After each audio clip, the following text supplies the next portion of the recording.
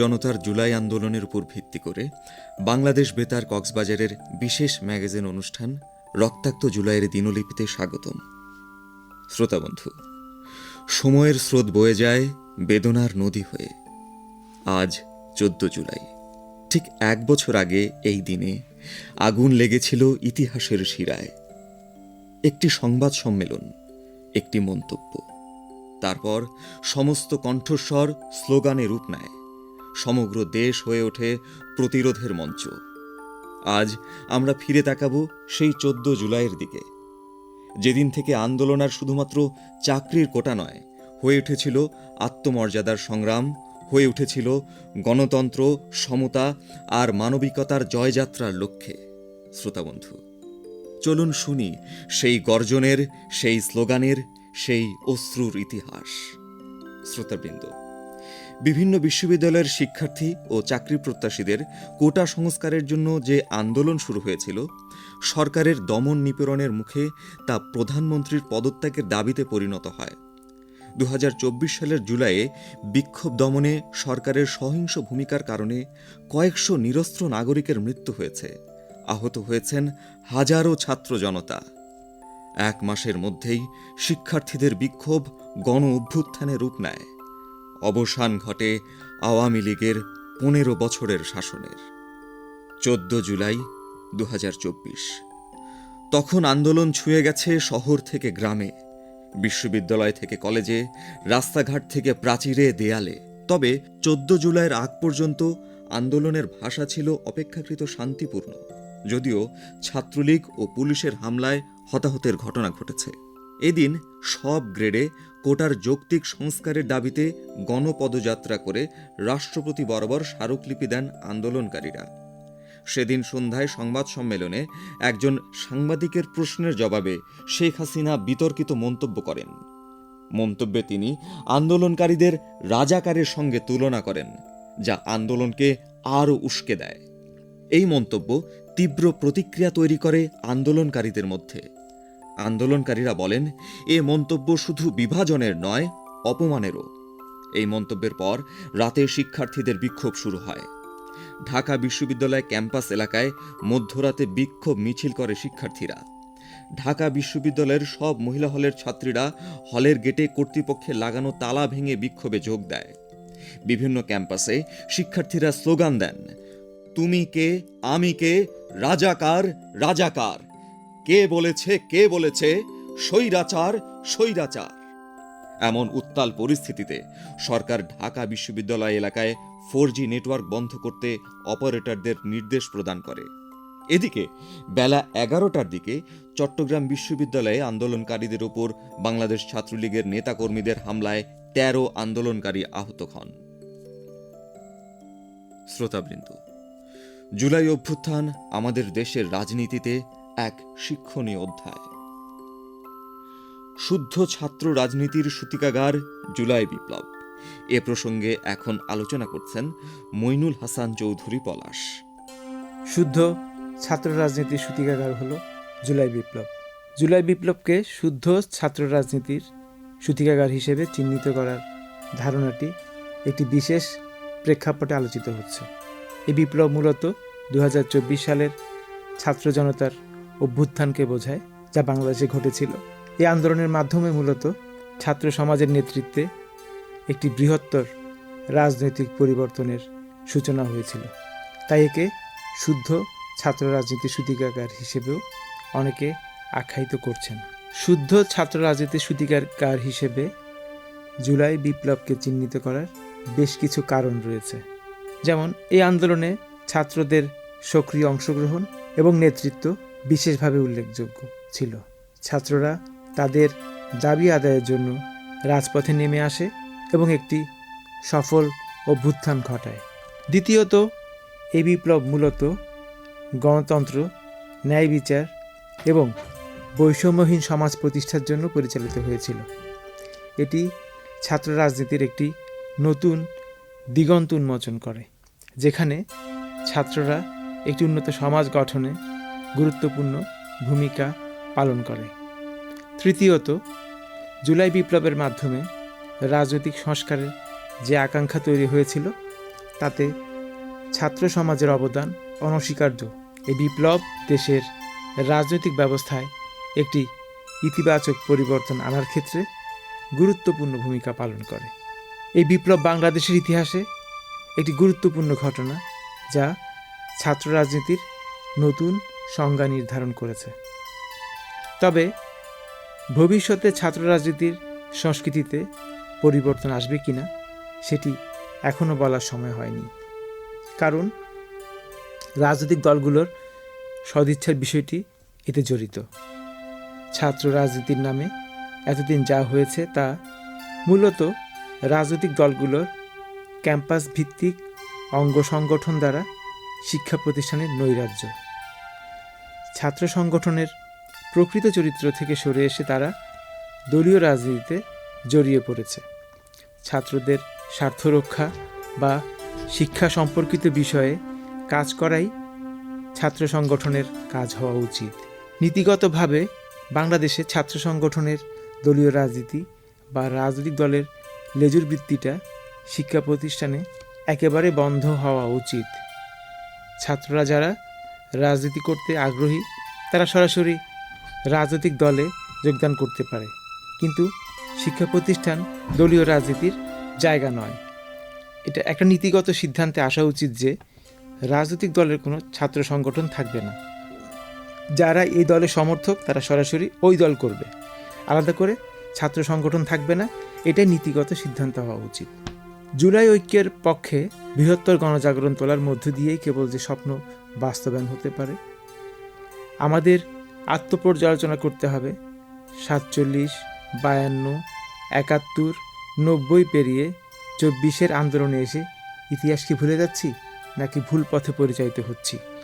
রাজনৈতিক শক্তিগুলোর ক্ষুদ্র স্বার্থ, দ্বন্দ্ব ও পারস্পরিক অবিশ্বাস গণতান্ত্রিক উত্তরণের পথকে বারবার ঝুঁকির মধ্যে ফেলছে। জুলাই ঐক্যের শক্তিকে বিভক্ত করে পতিত স্বৈরাচার অন্যের কাঁধে ভর করে আবারও সংগঠিত হওয়ার চেষ্টা চালাচ্ছে।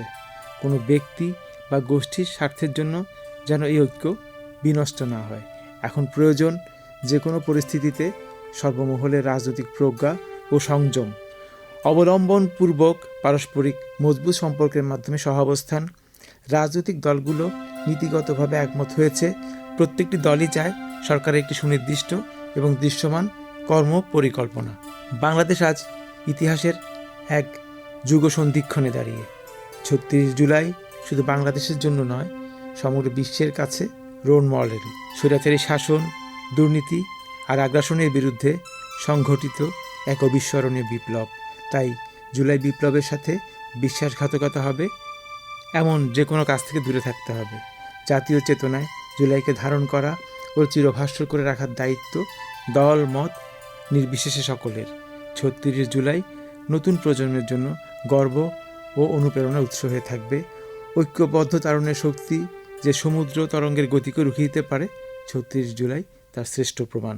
জুলাই বিপ্লব তাই শুদ্ধ ছাত্র রাজনীতির সূতিকাগার হিসেবে চিহ্নিত হতে পারে, কারণ এটি ছাত্র সমাজের নেতৃত্বে এটি গণতান্ত্রিক ও ন্যায়ভিত্তিক সমাজ প্রতিষ্ঠার জন্য একটি শক্তিশালী আন্দোলন ছিল।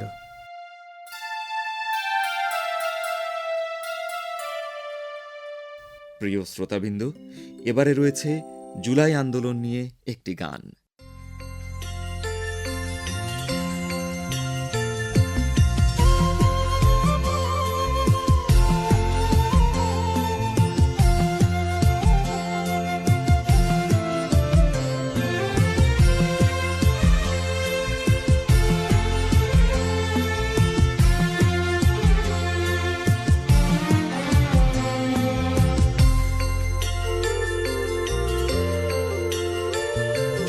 বীর শহীদের রক্তে ঝরা আমার বাংলাদেশ, দেশকে যারা করলো স্বাধীন তাদের ঋণ অশেষ। বীর শহীদের রক্তে ঝরা আমার বাংলাদেশ, দেশকে যারা করলো স্বাধীন তাদের ঋণ অশেষ। আমার বাংলাদেশ,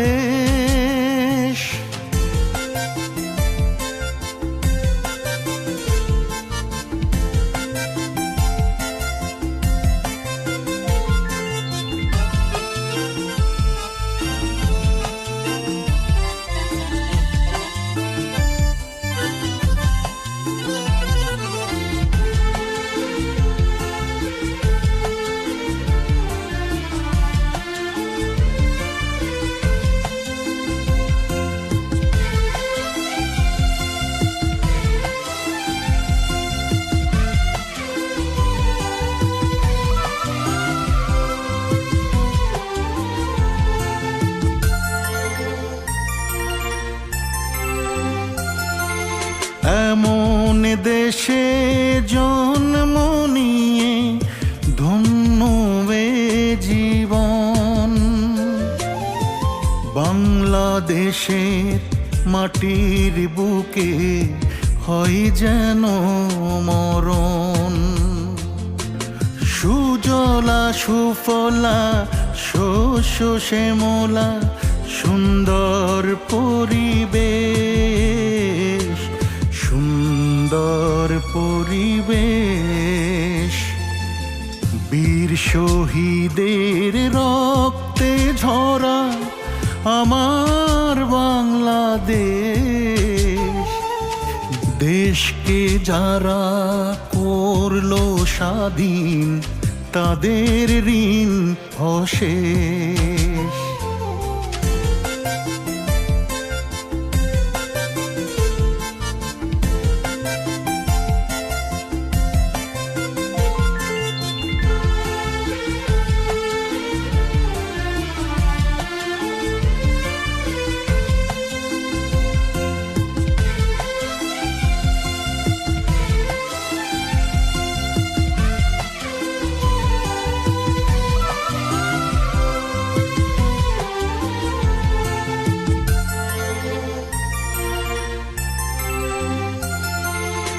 লাল পতাকায় আঁকা আছে শত শহীদের নাম। তাদের স্মৃতি স্মরণ করে জানাই যে সালাম। আকাশে মাটিতে আলোতে ছায়াতে তাদের প্রাণের আবেশ, তাদের প্রাণের আবেশ। বীর শহীদের রক্তে ঝরা আমার বাংলাদেশ। দেশকে যারা করলো স্বাধীন তাদের ঋণ অশেষ। আমার বাংলাদেশ।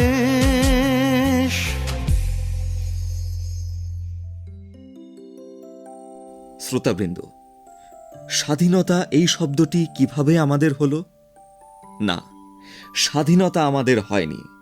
আমরা একটি স্বাধীনতাকে স্বাধীন করেছি। যে স্বাধীনতা শুধু পুস্তকে আর সাহিত্যে বাক্সবন্দী ছিল, সেই স্বাধীনতাকে রক্তের বিনিময়ে উন্মুক্ত করেছে এদেশের ছাত্র জনতা। আপাত দৃষ্টিতে মনে হতে পারে এটি চাকরি প্রত্যাশীদের আন্দোলন, কিন্তু না, মূলত এটি বিগত 15 বছরের জমে থাকা ক্ষোভ, শোষণ শাসনের ও অনিয়মের বিরুদ্ধে কণ্ঠস্বর। আই হেট পলিটিক্স বলা জেনারেশন যেভাবে দেশের ইতিহাস পাল্টে দিল তা অবিশ্বাস্য। মেধাভিত্তিক চাকরির দাবি গণ অভ্যুত্থানে পরিণত হয়ে একটি ফ্যাসিবাদী সরকার ব্যবস্থার পতন ঘটাল। তার প্রত্যক্ষ সাক্ষী হতে পারাও অনেক বড় সার্থকতা। দেশ জুড়ে জুলাই আন্দোলনের অনেক উত্থান পতনের গল্প আছে। সেসব গল্প হার মানায় রূপকথাকেও।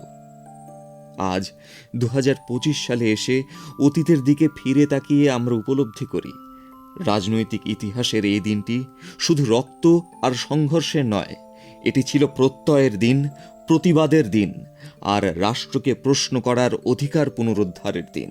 প্রিয় শ্রোতা, রক্তাক্ত জুলাইয়ের দিনলিপি অনুষ্ঠান থেকে আজ এখানেই বিদায় নিচ্ছি।